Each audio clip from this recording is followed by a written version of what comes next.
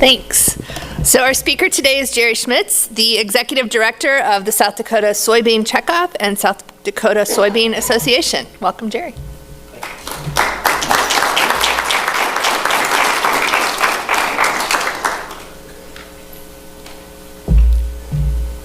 Thank you, Madam President, and thank you for your service. I also want to thank Mike Card. He and I have been friends for a long time. Our kids grew up together. We went through Boy Scouts, been a while ago. One of the parents at Boy Scouts came up and said, Mr. Schmitz, I have to tell you that I think you and Mr. Card have a strange and wonderful relationship. And I wasn't quite sure what that meant. So I asked, could you elaborate a little bit?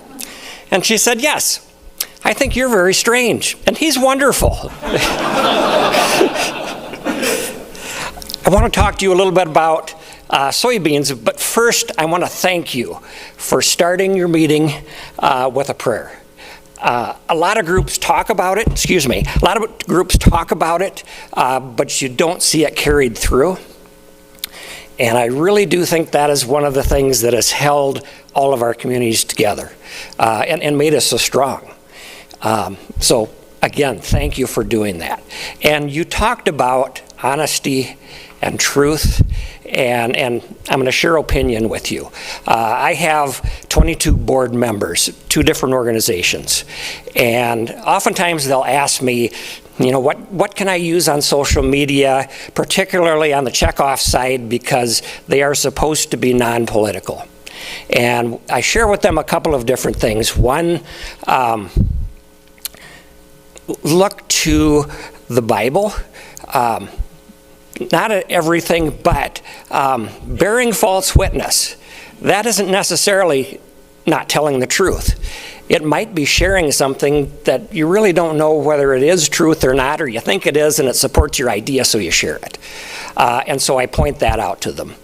And the other thing is, even if they're not hard political, I point out to them that it just takes one spark to start a fire, and if you do something that gets people to respond and then they get back and forth at each other, maybe that's the spark that puts the gun in the person's hand that kills someone.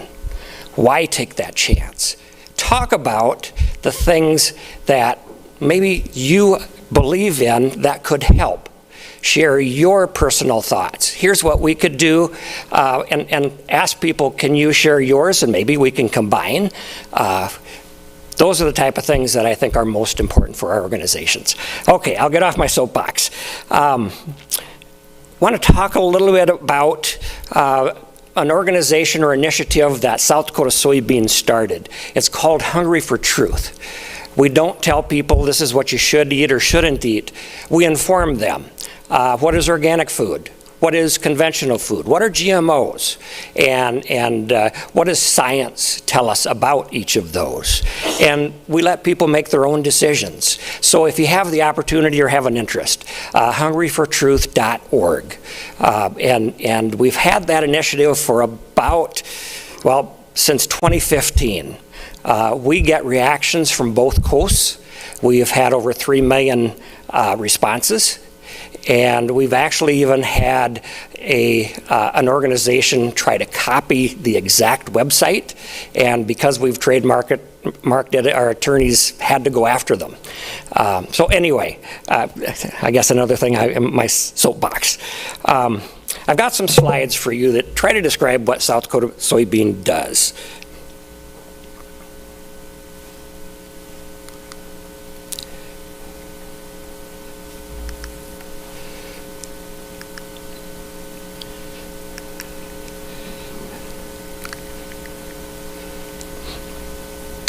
Is there a way to, how do you make this go full? There we go.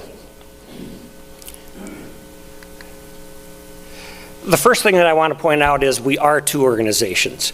The first is the American Soybean Association, is a national organization that was actually started back in the 1930s by educators and researchers. And their goal was, because they could see that the Asian people China, Japan, number of others were utilizing soy, and their health seemed to be a little bit better. And so they wanted to bring that to the United States. By the 1940s, they had garnered enough interest from farmers that they turned the organization over to farmers. It exists today. Farmer volunteers are on that board. South Dakota has an affiliate called the South Dakota Soybean Association. It is for education, but it is also for policy. They visit with legislators. They visit with Chris, and they try to explain the position of farmers in South Dakota. The other organization, and that's the one I'm bringing up, is called the Checkoff organization.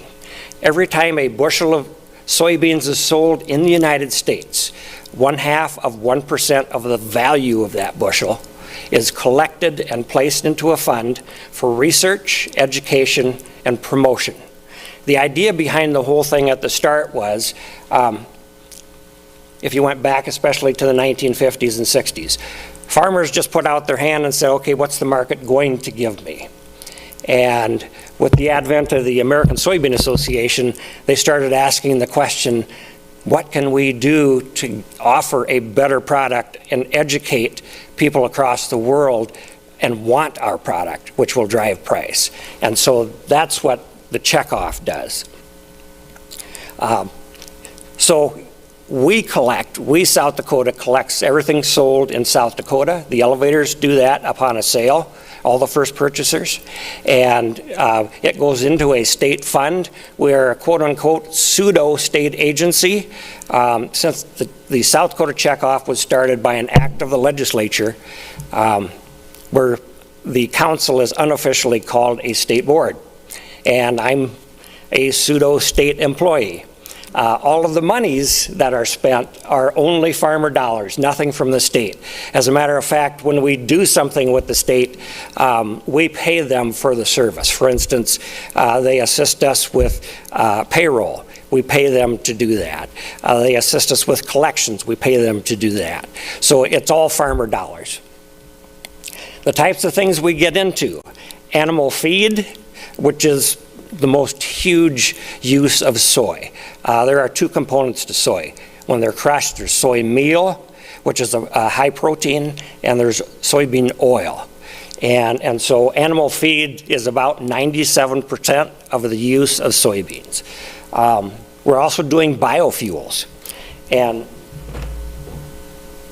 it used to be called just biodiesel, but today a specific diesel can be made 100% from soy oil.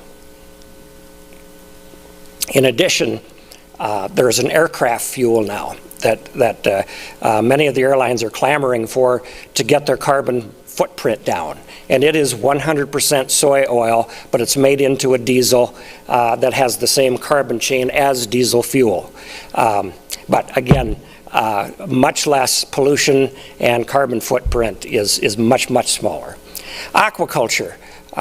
We have a company in South Dakota that's unique to the world. They produce a very high protein meal made from soy for fish that are farmed throughout the world. And the way that came about, and maybe we can make fun at SDSU a little bit, two professors were out hunting, walking across the field probably 20 years ago. One of them looked at the other and said, have you ever thought about feeding soybeans to fish? And they chuckled about it. Well, when they went back to the lab, they decided to pursue it a little further. And they asked the Soybean Checkoff if they could have some funds to do a little more research. And they actually developed a product. Prairie Aquatech was a new company in South Dakota that was developed just for this product. And they are moving product across the world. Anytime that I'm at a trade show where we're talking about soybeans, I have purchasers from Asia, Africa, come to ask us about the product that Prairie Aquatech produces. As a matter of fact, they not only have the company Prairie Aquatech now, they call themselves HUDEC because they've moved from aquaculture to pet foods and they are doing research on human nutrition, proteins. So pretty exciting.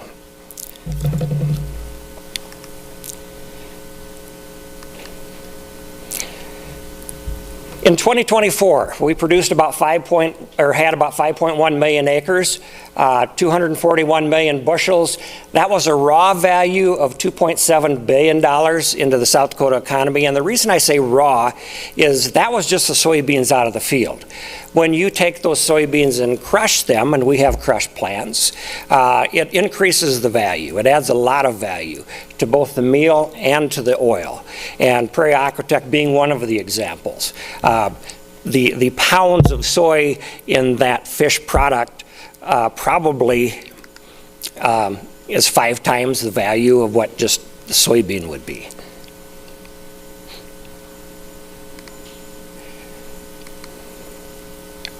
We are number 1 in terms of state production. And I just wanted to point out, last year we had both drought and excess moisture. This area had some of the excess moisture that stopped farmers from planting some of the acres. But most areas had drought, and that cut production. This is the composition of a soybean: 19% oil, 34% protein, 21% insoluble carbohydrates, and 9% soluble, 4% ash, 13% moisture. All of those things, with the exception of moisture, can be used in some way or fashion. And here's where they go. 60% of U.S. soybeans are exported. 66 of South Dakota soybeans are exported to foreign markets. Globally, livestock and poultry consume 97% of our soybean meal. And I guess I should have pointed out, with the where they go, the way that got started was, you're all probably familiar with the Marshall Plan after World War II for Europe. But U.S. was also assisting a number of other countries that they knew needed assistance. Japan was one where they knew they needed some type of a protein, and the country was devastated. So the government actually came to the American Soybean Association and asked, do you have any suggestions for how we can serve the Japanese people? And together, they had one of the first partnerships, private-public, where they were able to assist the Japanese with foods in order to get them started on rebuilding, and that partnership still exists today. When we talk about market development, we bring trade teams in. In South Dakota, a lot of Southeast Asian nations, China, Taiwan, Japan, Philippines, but we also bring in African nations. And we bring them in, one, to show them crops that are being grown, because they're very interested to see how they're being grown. They want to see sustainability. They want to see that farmers are protecting the land, and they want to see what the product is going to look like. And it's not uncommon for them. I had a trade team out probably 5 years ago on a farm just a few miles from Vermillion here. And the facilitator introduced them and was showing them some of the fields, and we were on the farmstead, and there were some grain bins, and all of a sudden the facilitator looks over and makes the comment, my insurance rates are going to go up.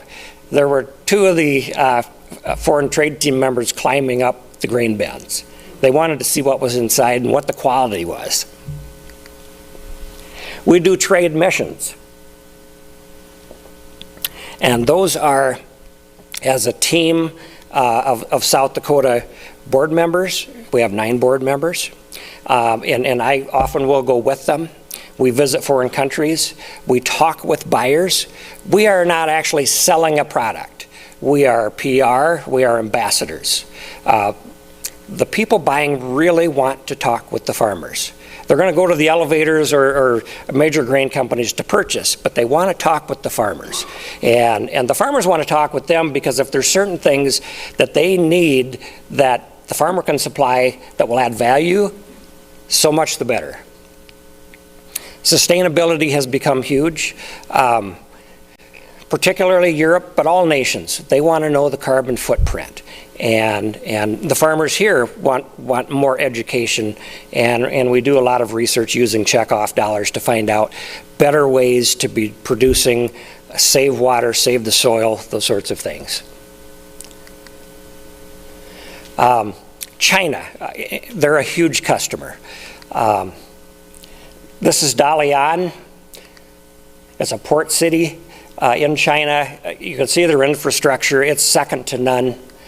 But the big thing, as I mentioned at the beginning, relationships and networking, those are really the things that are most important.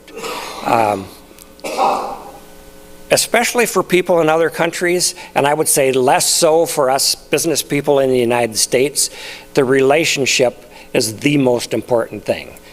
The purchase or the sale comes second. Not that they're always not after the best price, they are. But the relationship is something that's huge. To me, as businessmen, sometimes what we do is, we've made the sale, let's move on to the next customer.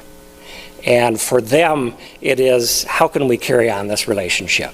I'll give you a couple examples recently. South Dakota Trade brought in the Consul General from India, Prakash Dupa. And he wanted to meet South Dakotans, see what business was here, but he also wanted to share the things that they have. He's really interested in getting Indian wine on our markets. And so we went around the table. There were a few legislators, South Dakota Trade folks, there were businesses, and there were a few educators. And each person introduced themselves and what their interest was, what they were hoping to move. And when it was my turn, I explained thanked him that they were purchasing some soy meal for poultry, but that I thought their aquaculture market could be huge for them. But after that, I said, but the most important thing is that we have a friendship. Put everything else aside. We want the friendship first, even if you don't buy anything. And when we left the meeting, the guy gave me the biggest bear hug I've ever had and invited me to his home to meet his family. That's what relationships are about. I think that was a foot in the door. We've communicated since. If I can assist him in sharing his wine products with vendors, would love to do it. And I think that will be an assist for us in the future. India is a huge future market. Taiwan has been a great market. In 2019, we celebrated 50 years of trade back and forth with soybeans. I was invited and asked South Dakota Secretary of Agriculture Vanneman to attend with me. There were people there that had been retired for over 10 years in Taiwan that asked specifically if they could be invited to that meeting because they wanted to meet with the U.S. people that they had done so much business with and make sure that they were maintaining their relationships. They called a few of us on stage, and while I don't sing well, we sang "Take Me Home, Country Roads" together.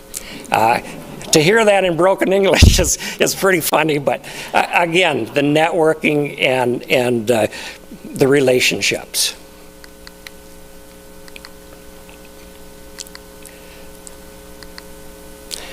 Our South Dakota team visited Morocco. You can see Michelle Rook in the picture there, and on the other side is Dawn Shire. She's a board member. In the center is one of the largest feed buyers in Morocco. And what you see in the back is actually not soybean meal.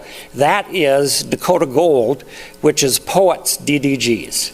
And we were excited just to have the opportunity to see that and have him bring it up to us.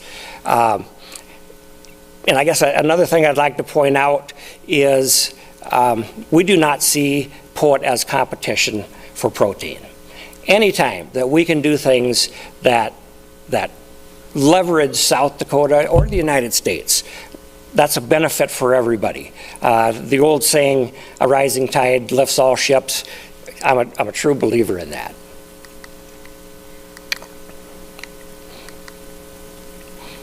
This is a very large mosque in Casablanca.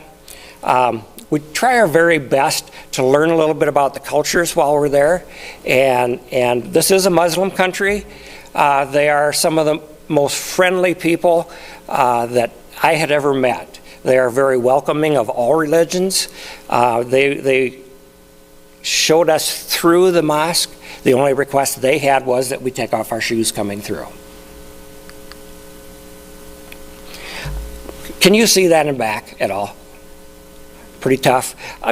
It was an itinerary, or part of an itinerary from when we went to Morocco, and the only thing I wanted to point out was the types of things we do, because a lot of people hear about, well, you just went on a junket, and I have to tell you, it's usually a 5 to 7 day run. In this case, we met with Foreign Ag Services when we got to Morocco. We went to a wheat mill training center. What's that have to do with soybeans? Well, it's a food product from the United States. And again, if we can assist them in leveraging, so much the better. But we learned a little bit about what their interest in Morocco was in the wheat, and maybe we've got a product that we could also assist with. And at the bottom there, for any of you that have watched Casablanca with Humphrey Bogart, Rick's Cafe, we went to Rick's Cafe for lunch. And on another day, we visited a feed mill and a poultry training center. They, because their economy is coming, they're training people on how to raise poultry, how to process poultry, and poultry consumes such a huge amount of meal. That was an important spot for us to visit. And then on the last day, we visited the largest processing plant in Morocco. And to meet those folks, have them ask us questions, and to be able to share information back and forth is fantastic. New uses for soybeans. There are over 1,000 uses for soybeans and growing every day.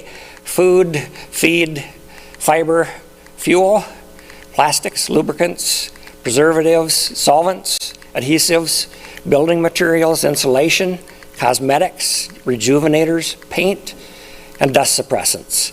And we're continually working on new uses. The Checkoff, we work with universities to do research, and we also work with private companies.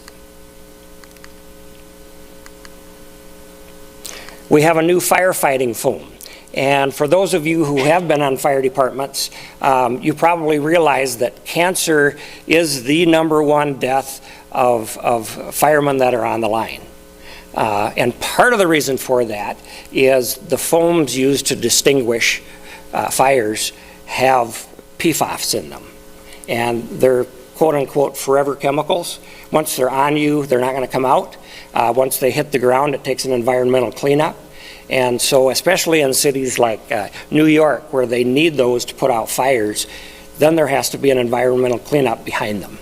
With the soy product, it's a soy meal, believe it or not, and it can run down the gutter. It's environmentally safe.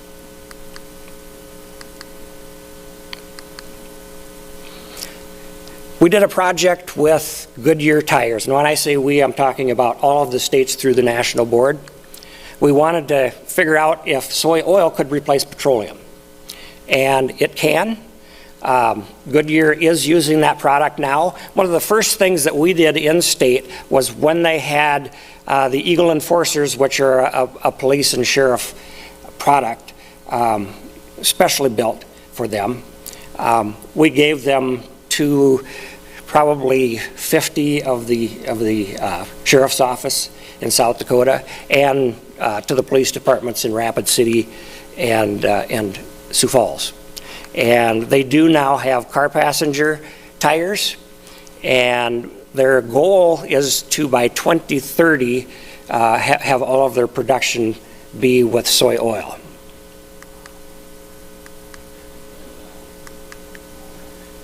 Fish and pet food, I mentioned a little bit earlier.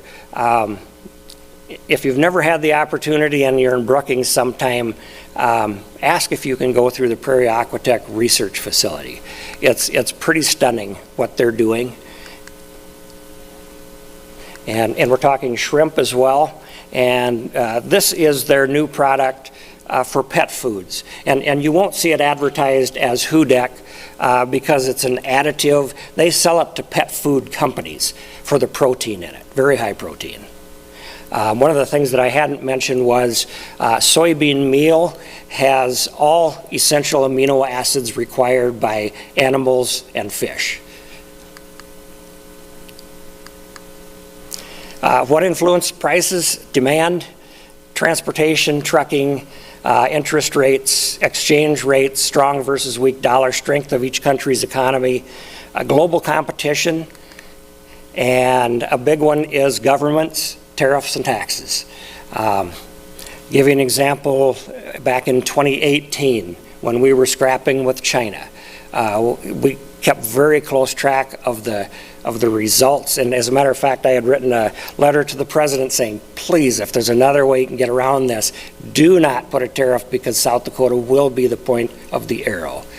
It cost each South Dakota soybean producer $50,000 on average. Now, the government did come back and say, okay, this was for the benefit of the entire country, we will help to reimburse that. And so that was helpful, but what it doesn't change is we lost markets because people are looking for reliable suppliers. And when we appear as though we might not be reliable, they're going to seek other markets. According to several retired generals, admirals, and former chairmen of the Joint Chiefs of Staff, international trade and humanitarian aid are first-of-line protection for peace and security of the United States and the world. I don't know if you folks have heard of it.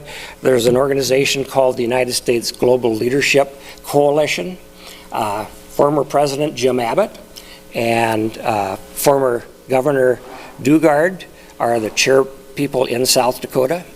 I am also on that board. As a matter of fact, I did a 30-second commercial which is running CNN and Fox right now nationwide. And it is about the investment, whether it's in humanitarian aid or trade, is leveraged many, many times. And the former chairman of the Joint Chiefs have told us, if you take that away, you'd better increase the military budget 4 to 5 times. Because these things establish relationships, they keep the bad actors out, because they will be in there if we pull out. Questions? Have I gone over my time here? Yes? I went to your dinner. It was very nice. Oh, yes, thank you. Soybeans and to celebrate, but I learned from a colleague of yours how you started way back in the day in South Dakota. Oh. Could you share that story? I think it's very Okay. Here in South Dakota, back in the early 80s, I graduated out of SDSU, and one of the first meetings I attended after coming out was a farmer elevator meeting. And there was an individual there speaking about this American Soybean Association, which I didn't know anything about. And his question to us was, what if you could drive the value of your product? And for a fresh college student, not knowing any better, I was all over that. And so I met with him afterward, and just to learn a little bit more. And about a week later, I received a call, and it was him asking if I would like to start an affiliate in South Dakota. And so what we actually did was, there were no cell phones at that time. This was in Elk Point, South Dakota. We went to the ambulance barn and asked for permission to have 4 phones installed. And we got farmers' names through the extension service and through county agents, and just started calling people. And the big thing at that time was South Dakota was losing rail, and today our prices would be $2 to $3 less if we didn't have it, because we ship a lot of product west. And so that was one big one. We wanted to retain rail in South Dakota. Another one was there were ships from the United States that weren't in the best health. and the Merchant Marine wasn't keeping up their ships, but we were being required to utilize U.S. ships or pay a higher price for foreign flag ships. It didn't make us a difference which it was, as long as it was a good ship and our product got where it needed to be without being spoiled. And on the U.S. ships, it was being spoiled. And so that was another issue that we attacked at the time. And that got farmers' interest. And so we needed 200 members. We got that in about 4 nights, and I guess the rest is history. A year later, the American Soybean Association came to us and said, maybe it's time you think about starting a checkoff since you did so well at affiliating. And my response was, we're tired. I think we had enough. And they said, no, this is really important. We're moving in markets. As a matter of fact, we're working on China right now. And so we went to the legislature. I talked with a number of people, met with Governor Janklow, and they were all on board. Governor Janklow's comment and the chairman of the majority party at that time said, this is going to go through, but it'll probably take you 3 years. Nothing goes through the first year. Amazingly, it went through the first year. And we've been a checkoff in South Dakota since that time. Thank you. Yes? As I understand it, a soybean from Arkansas looks very much like a soybean from South Dakota. Absolutely. How do you segregate South Dakota growing soybeans? Sometimes they aren't. Oftentimes they are. And here's the difference. Our amino acid complex in the northern part of the United States is different than any other place in the world. It's taken a lot of research to figure that out. If you go far south, South America, theirs would be the same way. But it's a very limited area, and so that's what we market on. Otherwise, we're marketing a product and it's a benefit for everybody. As I say, a rising tide lifts all ships, so we push it. But and another advantage that we have over Arkansas, farmers here harvest September, October, maybe November if it gets late.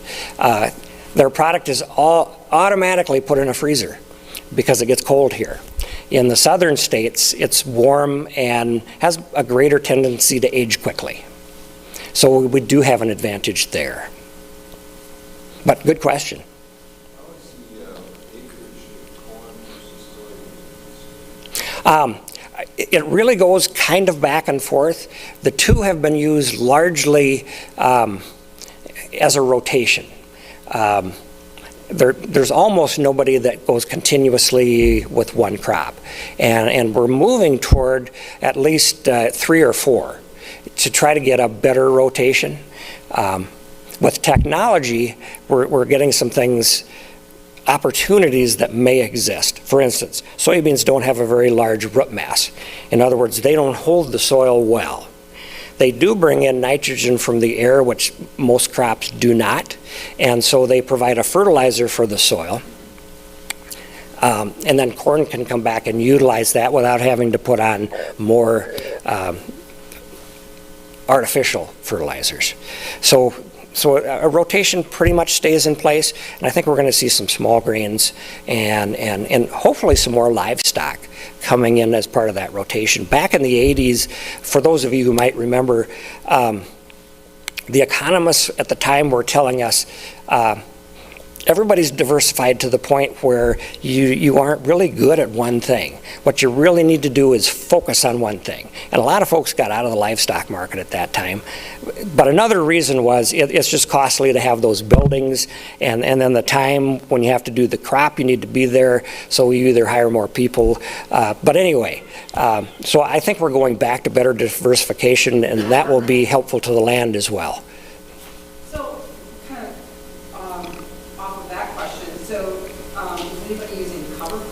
Oh, absolutely. Yes.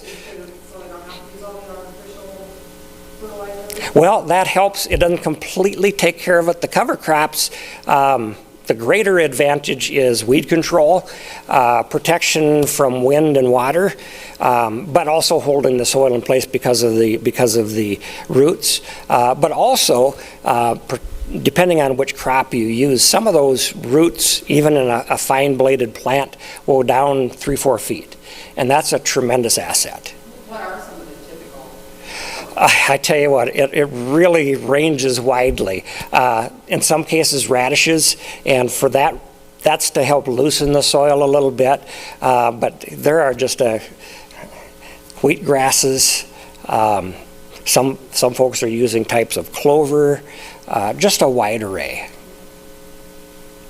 And we're learning more all the time.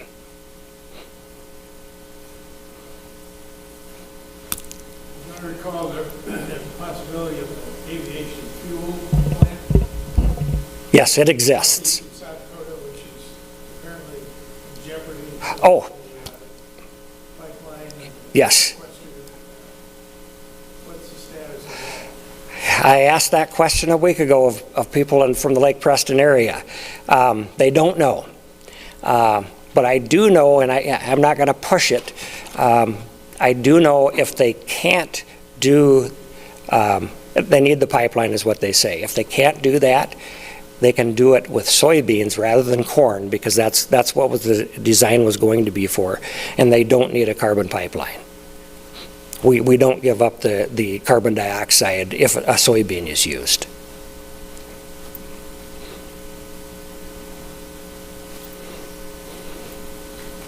Thank you.